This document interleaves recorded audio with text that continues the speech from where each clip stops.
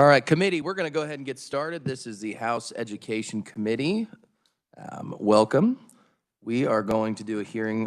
We're just going to actually hear about dyslexia today, so I'm not going to waste too much of your time with that. I'm just going to turn it over to Jason Farmer, or Jessa Farmer. Oh my gosh. Go ahead, Jessa.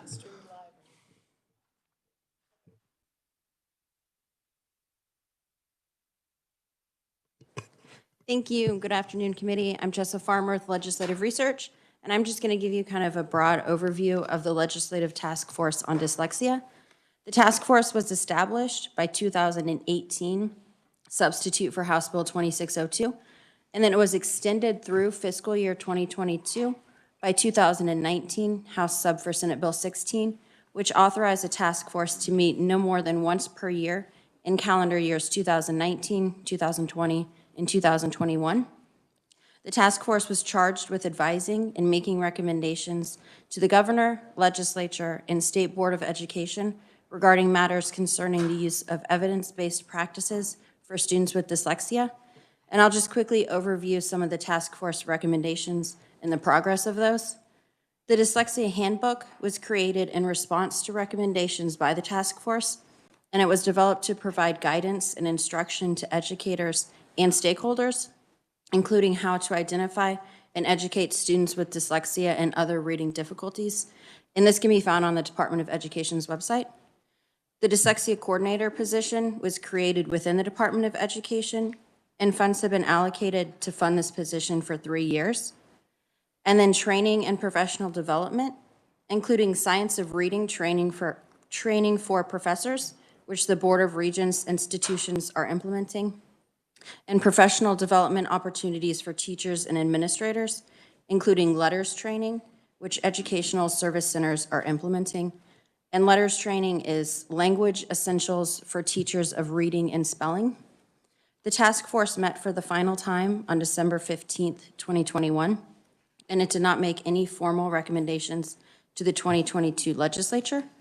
It received written updates on the progress of the implementation of previous task force recommendations from the Department of Education, the Board of Regents, the Kansas Association of Educational Service Centers, and private institutions of higher education.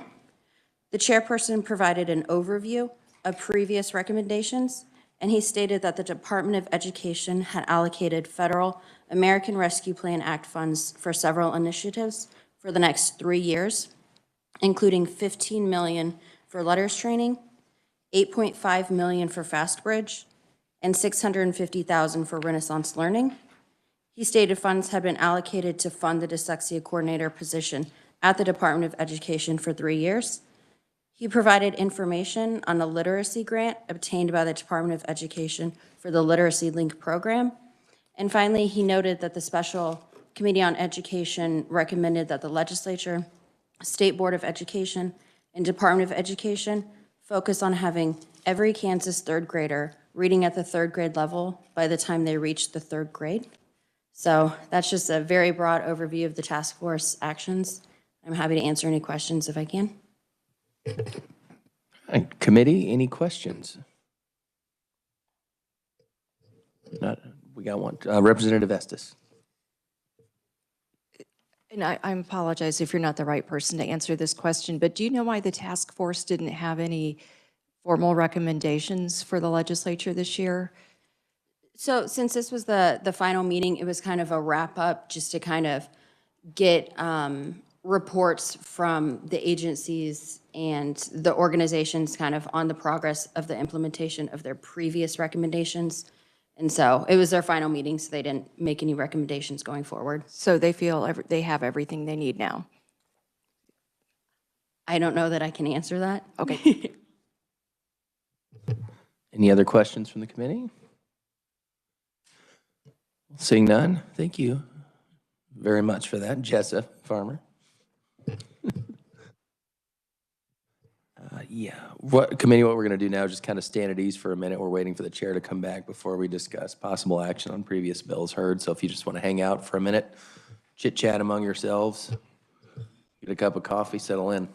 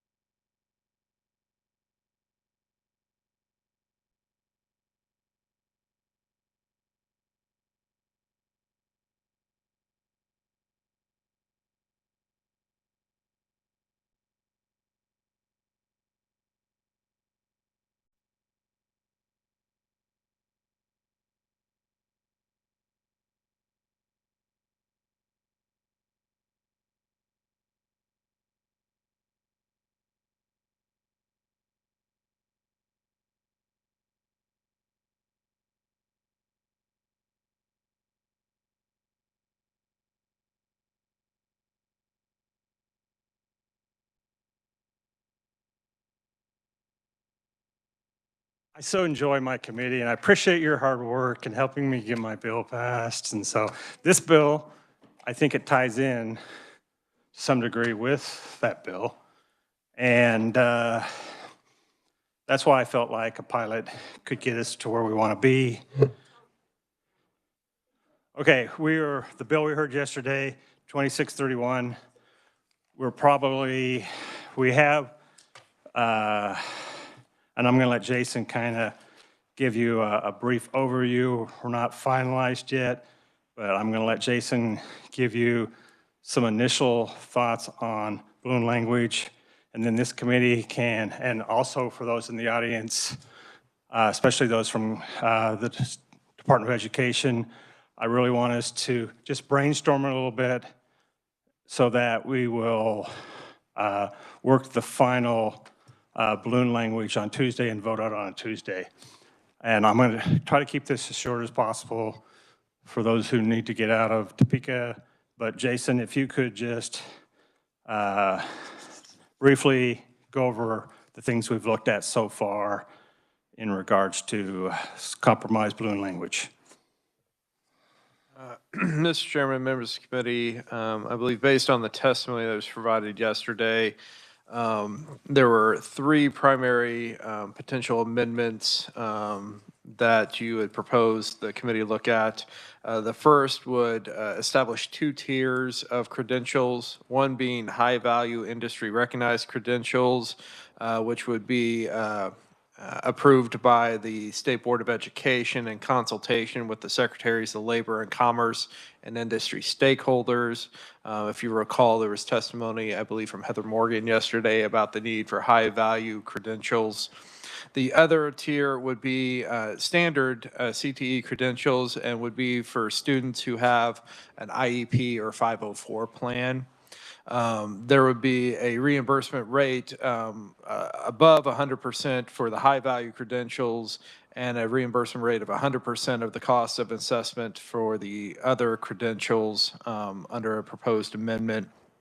The another proposed amendment to consider would be to limit the statute as a pilot program by specifying certain school districts that would be able to participate and receive the state aid, so that would only occur for 1 year, and then the legislature could come back and look at the program again and the cost of the program after a year of implementation.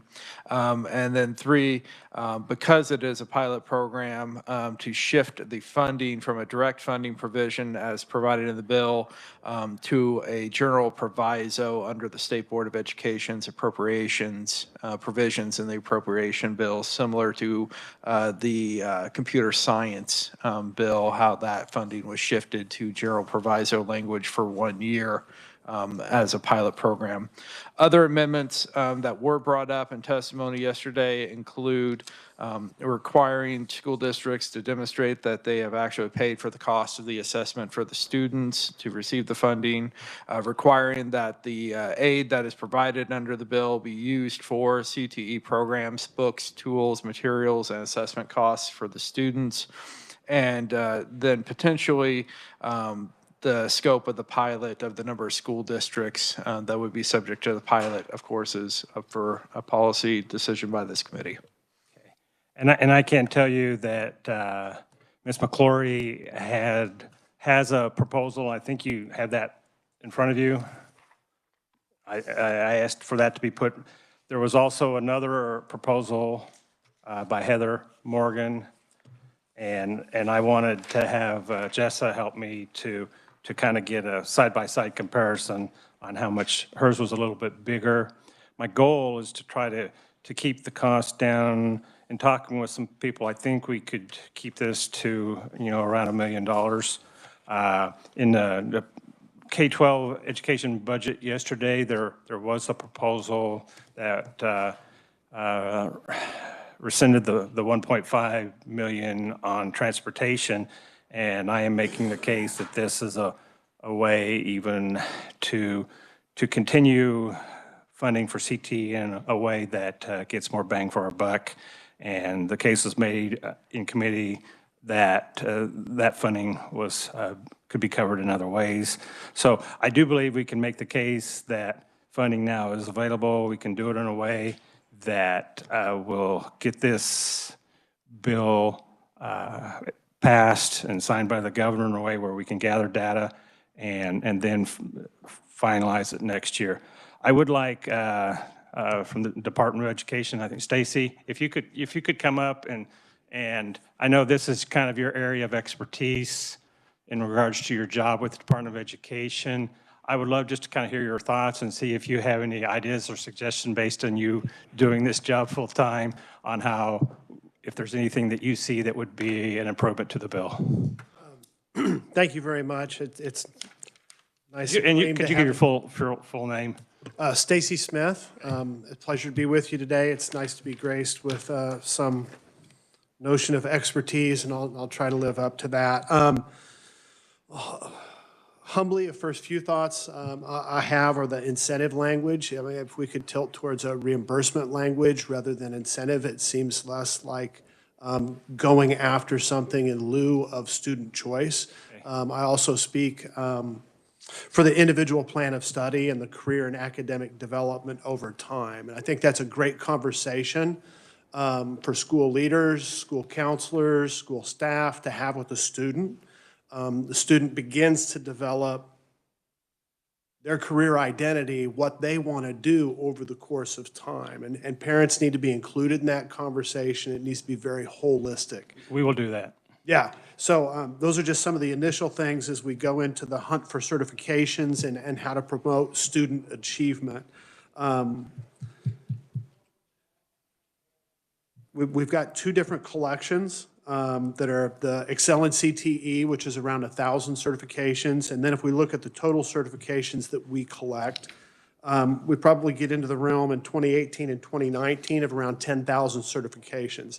And that'll include from OSHA, CPR, emergency, medical technician, through the whole scope of things. And I think identifying the number of special population students that are 504 or students with disabilities you might have on list number 2. We'll want to keep an eye on that as we go through the pilot and then look at the number of students that we have in the pilot versus the $1 million pot of money that we're spending. Because when we come to scalability, if that's the goal of the pilot is to become scalable at the state, then what are the implications of what we're doing in the pilot for that student population? And I think those... That is my goal, and if you could help us to get some numbers around that? Yeah. Okay. I can go back and work on that a little bit before we get to this weekend, hopefully, and... Tuesday is when we're going to be meeting again. So you'd probably like some time to look over that. Yeah, if you could get us something by this weekend. Okay. Yeah, and I've got approximate lists on the cost of certifications that we've paid out in years prior through the Excel and CTE list, so I think that would be helpful as well. Anything that you can get us that you feel would be beneficial, we appreciate. Okay? All right. Thank you. Thank you. Committee, I know you all listened to the testimony too. This was just my first shot at it. My goal is not so much perfection other than coming together as a group and getting a pilot out there that we can gather data and make better decisions next year. But if anybody had any other ideas or suggestions, feel free now to throw it out for discussion. Representative Sanders. Thank you, Mr. Chairman. Of course, I haven't seen Heather's list, but in looking over this list, it's heavily weighted to smaller districts. It is, and rural. And rural districts, and there's only one 5A school on here. The 2 high schools in my district are 5A schools, and there's only one district in north central Kansas, and it's a 1A. And, you know, I would advocate for Salina, Central or South or both to be included in whatever list. I mean, it's definitely underrepresented. Well, not only Salina and north central Kansas, but districts larger than 343 kids is clearly underrepresented on this list. There was a proposal from Heather that gets a little bigger, and I was trying to keep the cost down. Initially, I was shooting for 10, And, but I do can see, as long as, we didn't get too many big districts, because once you get into the big districts, you are going to start driving up the number of students and certifications. So I will have Deborah mail out this other list, and then we can finalize that on Tuesday. But like I said, even I would like to try to keep the list from not growing too big. And then maybe Jessa, you can just help us numbers wise, like I said, as we maybe add and subtract, on Tuesday. Well, there seems to be plenty of representation for South Central Kansas. Yeah, I had no input on this list, but go ahead, Stacy.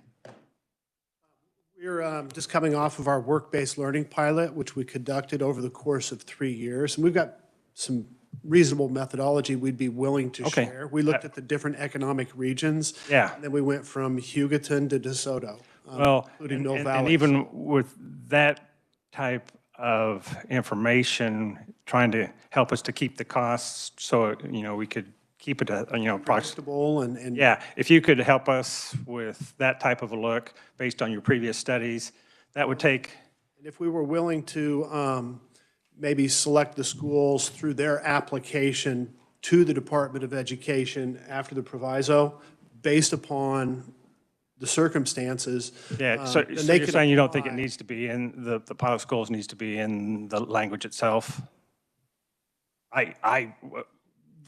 I'm good either way. I wouldn't mind having them in there, but if you feel like that's the best way, that would take, Flexibility for the schools to really okay, want to put forth their own proposal in a grant. Yeah. One of the things that I would look for would be follow-up data, Okay. which I don't think we've probably talked about, but what happens to the kid after graduation? I do like the idea of what you've already done with some scientific data. Both of these lists were attempting to do a little bit of that, but I think you could help us in that area. And if you could provide that kind of information for Tuesday, we'll have that discussion on Tuesday. Thank you. Thank you. Further discussion from the committee on, okay, Representative Schmidt and then Representative Estes. Thank you, Mr. Chairman. Well, first of all, if we do it on a grant basis, then we need to make our, our cap on that, so many. Yeah. Am I correct? I mean, because we're putting a limited amount of money to it.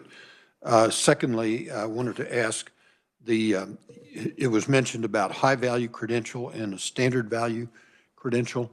Is that the way we would use in terminology for like IEP students That was or individual plan of study students? Yeah, that was the second bullet in point number 1 that kind of got into that area. Okay, thank you.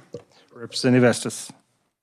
My questions were along this same line of when I looked at this list, I was trying to find a rhyme or reason to how it generated, and there wasn't a geographic balance, there wasn't a size balance, and I think to me the language is important, that if we're going to do a pilot, that we do need to make sure that we're getting a representative cross-section. Because I'm sitting here scribbling all over this and I can't find it. Well, and I do think, But I appreciate the person who put this together for putting it together. I can see that they worked hard on it. I can follow parts of their thought process, and thank you. I think the biggest part of the thought process was she's been in the field, she's been talking with a lot of different people. She knew the people who had an interest and are very involved right now with doing this. So that was her primary intent in pulling people together who she knew were already committed to doing this. But I think, to me, part of what I want to see out of the pilot is how does this work in our state?